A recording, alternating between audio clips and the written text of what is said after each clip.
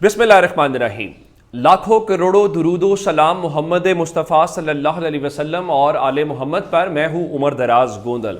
पाकिस्तान में तारीखें बहुत दी जाती हैं, हुकूमत देती है, वज़ीर देते हैं, वज़ीर आज़म देते हैं, लेकिन अब जनरल आसिम मुनीर जो आर्मी चीफ हैं उन्होंने आज एक तारीख दी है। मैं आपको बता देता हूँ कि आज पाकिस्तान में फूड सिक्योरिटी और ज़राअत से मुतल्लिक एक सेमिनार था और बताया गया था उसमें मेहमान खुसूसी शहबाज शरीफ और army chief general Asim Munir हैं। और वहाँ पे जनरल आसिम मुनीर ने गुफ्तगू की और जनरल आसिम मुनीर की जो गुफ्तगू है उसके अंदर उन्होंने वो वाज़े तौर पे तारीख के हवाले से जो बात है वो सामने आई है।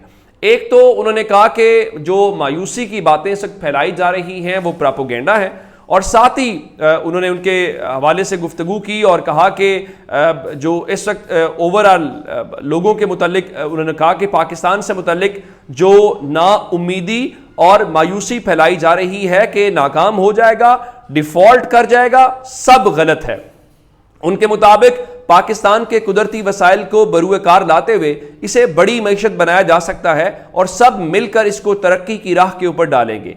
ग्रीन पाकिस्तान नामी ये मंसूबा है और इस मंसूबे के हवाले से आज आर्मी चीफ ने बतौर मेहमान खुसूसी वहाँ पे शिरकत भी की और उन्होंने खिताब भी किया। और इस हवाले से आर्मी चीफ ने कहा कि ज़रई इस्लाहात से पाकिस्तान की जो मईशत है वो एक साल में दुरुस्त समत में आ जाएगी। तो जनरल आसिम मुनीर ने बुनियादी तौर पे पाकिस्तान की मईशत के ट्रैक के ऊपर आने और उसकी राइट डायरेक्शन के लिए एक साथ का जो है वो टाइम दिया है या उसकी तारीख मुकर्रर की है। उन्होंने कहा कि पाकिस्तान में लोग मायूसी और हौसला शिकनी की बातें करते हैं लेकिन ऐसा है नहीं है। और इसके अलावा उन्होंने कहा पाकिस्तान आबादी के लिहाज से 5वां बड़ा मुल्क है जो भरपूर वसाइल से माला माल है। पाकिस्तान अब भी दुनिया में दूध की पैदावार में 6ठे नंबर पर है। गंदम में 7वां बड़ा मुल्क है। चागी और रेकोडिक से इस्तेफादा हासिल हो जाए तो पाकिस्तान तांबे की पैदावार में नंबर 1 मुल्क बन जाएगा। उन्होंने कहा कि आर्मी चीफ ने वहां पे जो किसानों की बहुत बड़ी तादाद आई हुई थी उनको आगाह किया और कहा कि पाकिस्तान आर्मी और दीगर इदारों के ताउन से ज़राअत के शोबे में नुमायां तब्दीली आएगी। और एक मीडिया रिपोर्ट के मुताबिक ये पहला मौका था कि जनरल आसिम मुनीर ने बतौर आर्मी चीफ इतने बड़े मजमे से बराह रास्त खिताब किया। इस मौके के ऊपर सहाफ़ी भी शरीक थे, सिफारतकार भी थे, विफाकी वुज़रा भी थे, किसान भी थे, असातिज़ा भी थे और माहिरीन भी जो है वो शामिल थे।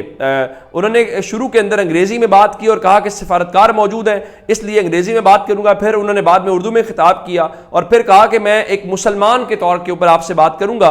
और उसके बाद उन्होंने तजवीद के साथ कुरानी आयात पढ़ के पाकिस्तान के हालात के हवाले से गुफ्तगू शुरू की और कहा कि अल्लाह ने मुसलमानों को मायूसी से मना किया है और मुसलमानों के लिए 2 ही हालात होते हैं, या तो मुश्किल हो तो वो सब्र करता है और अच्छे हालात हों तो शुक्र अदा करता है। मीडिया रिपोर्ट के मुताबिक जनरल आसिम मुनीर ने जब कुरानी आयात ज़बानी तिलावत करना शुरू की तो हाल में अल्लाह अकबर के नारे जो है वो लगना शुरू हो गए।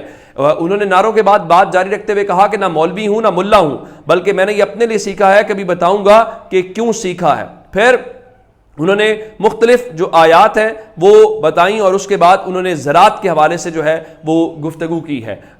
बिल्कुल ठीक है। और 1 साल के हवाले से उन्होंने कहा कि 1 साल में मईशत बिल्कुल ठीक हो जाएगी। लोग हुकूमत को अपनी जगह पे तनकीद का निशाना ज़रूर बना रहे हैं कि अगर ये काम आर्मी ने करना है, ये काम फौज ने करना है, मिसाल के तौर पे कोविड को डील उन्होंने करना है, बाकी कामों को, तो फिर हुकूमत क्या कर रही है, हुकूमत क्या करने आई है। वो जो शहबाज शरीफ हैं वो फिर इस मुल्क के ऊपर किस बात के लिए बोझ बने हुए हैं। और हुकूमत क्या कर रही है, हुकूमत प्रेस कॉन्फ्रेंसेस कर रही है। आज भी मरियम औरंगजेब ने लंबी चौड़ी प्रेस कॉन्फ्रेंस की और प्रेस कॉन्फ्रेंस किसके खिलाफ है, इमरान खान के खिलाफ है। और इमरान खान के खिलाफ करने के हवाले से इमरान खान तो अपना मौक़िफ़ पेश नहीं कर सकते, लेकिन मरियम औरंगजेब भरपूर ओवर एक्टिंग करती है। मैंने कहा उनके 10 रुपए नहीं बल्कि 110 रुपए ओवर एक्टिंग के कटने चाहिए जिस किस्म की उन्होंने की है। और दूसरी जाने मैं आपको एक और जो बात बताना चाहता हूं वो 2 मुलाकातों की खबर है। एक वजीर आज़म हाउस के अंदर मुलाकात है और एक ऐवान सदर के अंदर मुलाकात है। जो प्राइम मिनिस्टर ऑफिस के अंदर मुलाकात है वो शहबाज शरीफ फजलुर रहमान के दरमियान है। आप जानते हैं कि कल फजलुर रहमान ने शिकवे शिकायतें की और कहा कि दुबई में मुलाकात हुई और हमें एतमाद में नहीं लिया गया। तो आज नवाज शरीफ ने शहबाज शरीफ को कहा कि आप उनके तहफ़्फ़ुज़ात दूर करें। उसके बाद फजलुर रहमान जो हैं वो वज़ीर आज़म हाउस पहुंचे हैं और इस वक्त उनके जो शिकवे शिकायतें हैं वो सुने जा रहे हैं और मौजूदा सूरत हाल के ऊपर उनको एतमाद में लिया जा रहा है। पहली मुलाकात ये हुई और उसके बाद एक और खबर है कि नवाज शरीफ अब सऊदी अरब से लंदन नहीं जाएंगे, जाएंगे बल्कि दुबई जाएंगे। उसकी वजह यह है कि उन्होंने दुबई मुलाकात के शिकवा का इजहार किया, तो फजलुर रहमान को उन्होंने दुबई बुला लिया है ताकि दुबई उनके जो शिकवे शिकायतें या हैं वो दूर किए जाएं। उसके बाद वो देखेंगे कि उन्होंने करना क्या। अब आते हैं दूसरी मुलाकात की तरफ। एक मुलाकात हुई वजीर आजम हाउस के अंदर और दूसरी मुलाकात कौन सी है, वो ऐवान सदर के अंदर है। ऐवान सदर के अंदर ज़ाहिर जो मुलाकात होगी वो सदर मुमलिकत डॉक्टर आरिफ अलवी से होगी, और डॉक्टर आरिफ अलवी से पहले जो मुलाकातें होती थी वो इसहाक डार की होती थी जो डिप्टी प्राइम मिनिस्टर हैं। लेकिन आज जो अटॉर्नी जनरल मंसूर उस्मान अवान साहब हैं वो सदर पाकिस्तान से मुलाकात के लिए पहुंचे हैं, और इस मुलाकात को भी बड़ा अहम तस्वुर किया जा रहा है नवाज शरीफ की वापसी के तनाजुर के अंदर। वो मैं आपको बता देता हूं किस तरह से कि नवाज शरीफ ने आज मुलाकातें की हैं, और जरा एक लतीफ़ा सुनिए और फिर उनको दाद दीजिए। वो कहते हैं जी वतन वापसी पर जेल भी जाना पड़ा तो बिल्कुल परवाह नहीं है। नवाज शरीफ साहब ये आपकी चॉइस नहीं है, आपको कुर्बानी देने नहीं जा रहे, बल्कि आप इस वक्त कानून की नज़र में इश्तिहारी हैं और इश्तिहारी को आके कानून के सामने सरेंडर करना पड़ता है। और बताया गया है कि नवाज शरीफ को 14 अगस्त या सितंबर के वस्त के अंदर कहा गया है कि वो पाकिस्तान जो है वो वापस तशरीफ लाएं। इमरान खान तो पाकिस्तान मौजूद है और उनके मुतालिक वो आज भी फरमा रही थी मरियम औरंगजेब साहिबा कि जनाब वो इमरान खान बाल्टी और चार पाई, हालांकि इमरान खान आज भी अपने केसेस के बाद दोबारा लाहौर पहुंच गए हैं। इमरान खान के रास्ते में एक रुकावट खड़ी करने की कोशिश की गई। वो ओन चौधरी जो इमरान खान हाथ धोते थे, किसी ढाबे पे रुके तो हाथ में पानी की बोतल या टिश्यू पकड़ देते, तो वो चंद रोज पहले पहुंचे सुप्रीम कोर्ट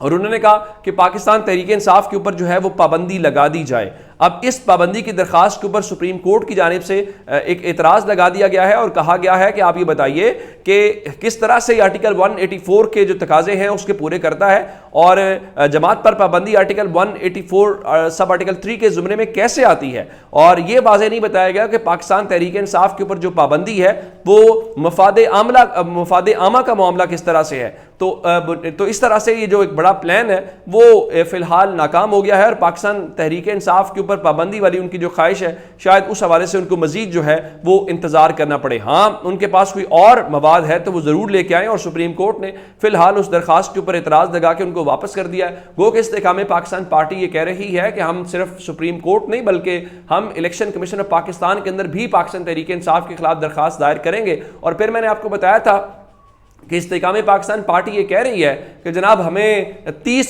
सीटों के ऊपर जो है वो सीट एडजस्टमेंट चाहिए। उसके ऊपर अब बाकायदा बयान जारी किया इस्तेकाम पाकिस्तान पार्टी ने, और डॉक्टर फिरदौस आशिक अवान ने ट्वीट किया और कहा जी बाज जो हल्के हैं वो अफवाहें फैला रहे हैं इस चीज़ को लेके सीट एडजस्टमेंट के हवाले से, उनका इसमें कोई सदाकत नहीं है, ये कबल अज़ वक्त है और हम अपनी इनफरादी हैसियत बरकरार रखेंगे। अब ये मालूम नहीं पड़ता कि इस्तेकाम पाकिस्तान पार्टी की वो इनफरादी हैसियत क्या है जिस इनफरादी हैसियत को उन्होंने बरकरार रखना है। दूसरी जानिब चौधरी परवेज़ इलाही को आज अदालत में पेश किया गया। फिर खबर आई कि चौधरी शुजात हुसैन की चौधरी परवेज़ इलाही की जेल में मुलाकात हुई है, लेकिन जो इत्तलात के सेक्रेटरी हैं काफली के, उन्होंने आज इस बात का इनकार किया और कहा ऐसी कोई मुलाकात नहीं हुई। लेकिन मैं आपको एक बात बताना चाहता हूँ, मैंने आपको दिन में बताया था कि डॉलर महंगा हुआ है। डॉलर सस्ता होता है तो वो शहबाज शरीफ उनकी हुकूमत की शाबाशी होता है, लेकिन महंगा होता है तो उसका कसूर इमरान खान के ऊपर होता है। तो ज़रा अंदाज़ा लगाइए कि कैसे चीज़ें पड़ती हैं। लाहौर में सरकारी मुलाजमीन की एक बहुत बड़ी तादाद एहतजाज कर रही है, लेकिन पाकिस्तान का मीडिया नहीं दिखा रहा। वजह क्या है? एहतजाज इमरान खान के खिलाफ नहीं है। अगर इमरान खान के खिलाफ होता तो फिर आप देखते मीडिया कैसे कवरेज देता है। फिर मोहसिन नकवी ने आधा टब्बर तो मीडिया वालों का जो है वो उसमें बैठाया हुआ है काबीना के अंदर, तो क्यों कवरेज मिलेगी। इसी तरह की और कार्रवाई है। मलिक बोस्तान फॉरेन एक्सचेंज को देखते हैं, वो कहते हैं जी डॉलर का 280 पे पहुंचना बड़ा अलार्मिंग है, लेकिन घबराने वाली कोई बात नहीं है। हाँ जी, घबराने वाली बात तब होती जब इमरान खान के दौर में डॉलर महंगा होता। मौजूदा हुकूमत में अगर महंगा हो तो कोई इतनी बड़ी बात नहीं है। फिर जरा हम न्यूज़ की देखिएगा, उनकी खबर है जी पाकिस्तानी रुपया दुनिया की मजबूत तरीन करेंसी बन गई है। बिल्कुल ऐसे ही है जी, हम अब अमेरिका को, IMF को, दुनिया को कर्ज देंगे कि हम इतने मजबूत मुल्क बन गए। पता नहीं कैसे लोगों को बेवकूफ़ बनाने के लिए मुख्तलिफ काम करते हैं। अपना बहुत सा ख्याल रखिएगा। खुदा हाफिज़।